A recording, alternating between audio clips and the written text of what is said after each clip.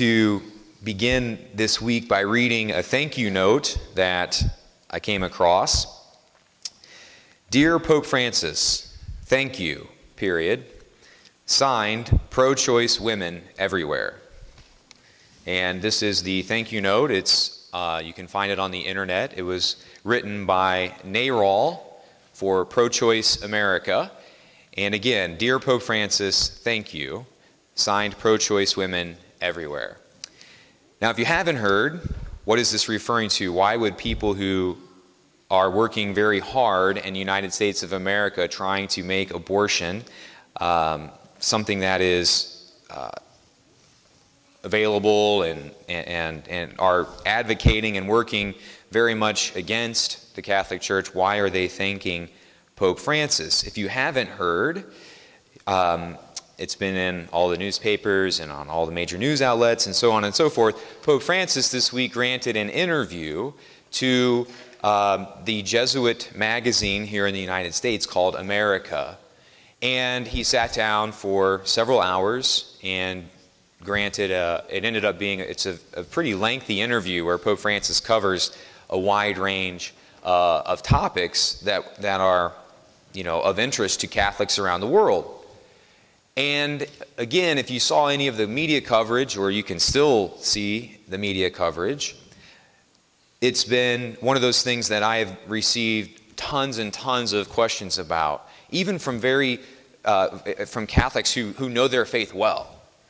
And people are saying, what's going on with this? I don't understand. And what's Pope Francis saying? Because again, some of the ways that it's been twisted, such as by pro-choice NARAL and other places, making it sound like this is Pope Francis gave a stamp for abortion or other social issues.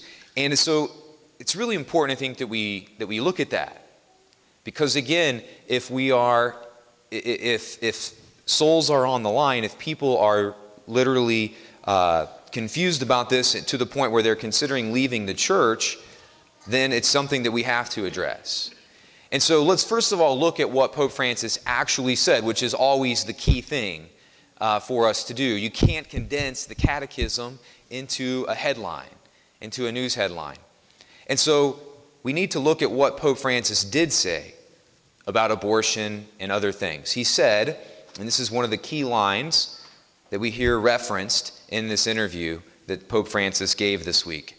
He said, we cannot insist, we the church, we cannot insist only on issues related to abortion, gay marriage, and the use of contraception.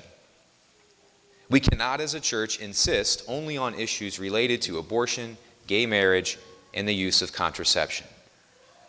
People took that and they said, hooray, Pope Francis is changing the church's teaching. Pope Francis is doing new things. And the sad thing about that is that's exactly what Jesus said. That's exactly what the church has always been saying. There's nothing new in what Pope Francis said. And so it's very important that we understand that as Catholics. The key word in Pope Francis's quote is only. We cannot insist as a church only on issues related to abortion, gay marriage, and the use of contraception. Only. What Pope Francis is saying is that the gospel message is an entire spectrum of proposals and teachings and things that we believe. And so if anyone presents the church as a constant, just a rotation of those three topics, for example, or any other topics, then you're only providing a slice of the truth, and you're using that and you're focusing on that and not providing and teaching the entire spectrum of our faith. That is not new. Pope Francis is echoing exactly what we've always believed as a church, that there is an entire spectrum of belief, of teaching, and we have to, as Catholics, present all of that. Now, a couple of comments, or I think things that it's important to think about here. just as an example, sometimes we are accused of things. And it's interesting, I was thinking that in my 4.5 years as a priest, I was doing the math in my head, I think that means that basically I've preached roughly 225 weekends. 225 weekends. Now, in one of those weekends so far in my priesthood of 4.5 years, 225 weekends, I've given a homily on abortion. One out of 225. And yet, there are people who have asked me, why do you always preach on abortion? Now, take another example of that. At Cardinal Ritter High School, where I was a teacher for 2 years, I taught 180 1.5-hour classes. 180 1.5-hour classes. 3 of them were on same-sex attraction and gay marriage, and what the church teaches on that. 3 out of 180. And I had people, literally thousands of people, because those classes went around the internet and people in the blogosphere were like, watch this mean priest indoctrinate children to hate people. I had thousands of people saying, why are you only teaching on gay marriage? I didn't. There were 177 other classes that had nothing to do with that. But yet, for some reason, people asked or heard things about that and said, why are you only preaching about that? Or why are you only teaching about that? I have given roughly 224 homilies not on abortion. I've taught 177 classes not on gay marriage. And so what we have to ask ourselves is, sometimes we are accused of focusing on issues when we don't. And you may be the same way. You maybe have tried to, for 1 minute in your life, put into practice what Christ commanded us, which was to go and make disciples of all people, right before He ascends into heaven. He says, go and make disciples of all the nations. So you may have tried to do that with a friend or a family member or a coworker, and you may have said something about one of these particular issues or some other issue, just war or whatever particular Catholic teaching you may have focused on. And people will accuse you, well, why are you always focusing on that? I'm not. You're not. The church doesn't. The church recognizes that there is an entire spectrum of issues. So Pope Francis is simply reiterating, we cannot insist only on those particular issues. He's not saying that the church's teaching on any of those issues has changed. This is the same exact thing that Christ said to the Pharisees. You're focusing on part of the life of holiness. And because you focus on part, you're missing the whole spectrum. And because you do that, you drive people away. Christ said that. Saints say that. The saints present to people through their lives what it looks like to live the entire gospel. Now we also then, of course, though, have to recognize again, and I can remember homilies in my life. Sometimes homilies or preachings or conversations with people in the workplace pierce our heart. They strike home with us. I can remember, for example, a priest who gave a homily one time, and when I was in college, and I sat down and I was struggling with whether or not I was called to be a priest, and I said, all right, Lord, if you want me to be a priest, this homily tonight needs to be about priesthood. And the priest got up and preached on the priesthood and how we should hear and listen to vocations. I can remember every word. It pierced my heart. It broke through, and I was sat there stunned and mesmerized, and also in some ways convicted and challenged. But I don't go around saying, well, yeah, I had this priest in college who always preached on vocations. Sometimes things break through to our heart because it convicts us or it challenges us. And we have two things. We have two directions that we can go when that happens. We can either accept that challenge in humility and recognize that somebody just introduced to us an opportunity for growth and change in my heart, or I can run the other way and shoot the messenger. And I can say, well, that guy, he always talks about that. Or that person, that woman at work, she's always railing on that topic.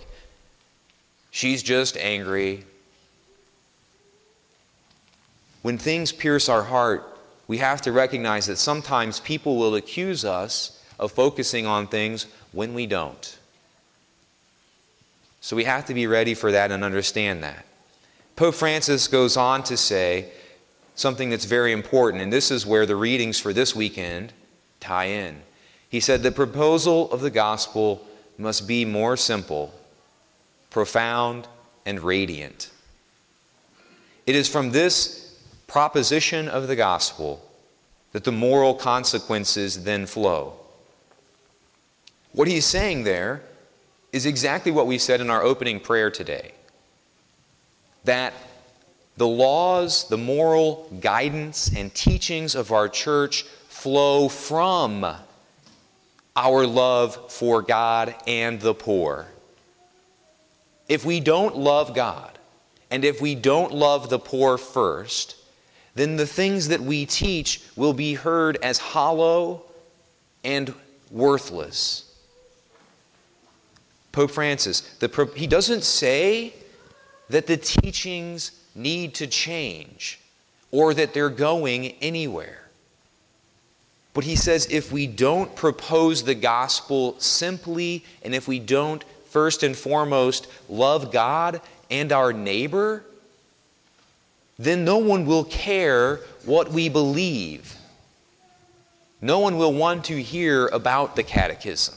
No one will want to hear about just war doctrine or abortion or our teaching on gay marriage or contraception or anything else. Pope Francis, again, reiterates exactly what every saint has taught and lived, and what Jesus taught and lived. The proposal of the gospel to the world, the people out there, must be simple and profound and radiant, and from there, the moral consequences flow. Mother Teresa, because she cared for the poor and cleaned the wounds of lepers and people who had literally been thrown into the street to die for 50 years in Calcutta, people wanted to then know where that came from.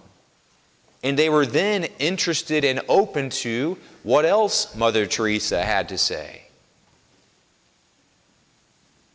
But if we're not people who care for the poor, had she not lived that gospel simplicity, had she just been someone who traveled around only talking about certain things and never actually caring for the poor or loving God or her neighbor, no one would have cared.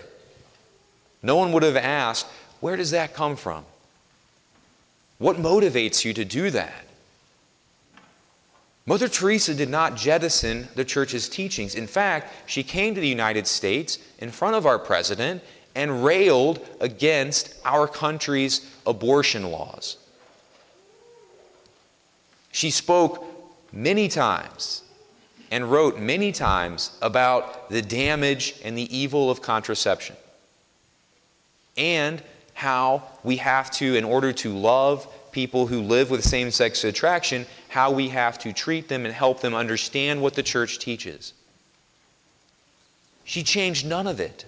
Pope Francis changed none of it. No saint changed any of it. It's always been the same. Our church's teachings are the same, but if they don't flow from our care for the poor and our love of God, then no one's going to care. It's been really simple from the very beginning. The first commandment, we have to love and be in a relationship with God. How do we do that? We pray. We pray. We have to be seeking a relationship with God, And we do that through prayer. It's the first commandment. I am the Lord your God. You shall have no other gods beside me. I am in a relationship with you. Enter into that with me. That's the first thing. But anytime we're in a relationship with someone, and if we're only talking on the phone, long distance, that naturally creates a desire to encounter that person in a physical way. We want to meet that person. And so while we spend first and foremost our time in God with prayer and we get to know Him that way, that should move us to wanting to encounter Him. And He has told us that He will encounter us bodily in two ways. A, at the Eucharist, He gives us His bodily presence. And then also He has said, if you want to meet me, go meet the poor. Go help the poor. Go serve the poor. I am them. So we establish a relationship with God through prayer, and we spend time with Him talking. And then that drives us to go meet Him in the Eucharist and in the poor. And then when we do that, from there our teaching of the entire perspective of the gospel will flow from that. And people will want to know what has motivated us and what is the source of our teaching. We pray for the strength to do that. It's really easy to talk about it. It's a lot harder to do it. So first and foremost, we pray today for the people who are confused and who have been misled yet again by the way that our Pope's words have been twisted. But more importantly, we pray for ourselves that we may do what our Holy Father has again reminded us that we need to do. To be people who encounter our God in prayer and then go serve Him and meet Him in the poor and then help the world understand what it is that we really believe and what the gospel is in its fullness and its in entirety. And we pray for conversion as well for those who only focus on parts of the gospel and not the entire message. And we pray for the strength to put into action what our Holy Father, Pope Francis, is yet again called us to.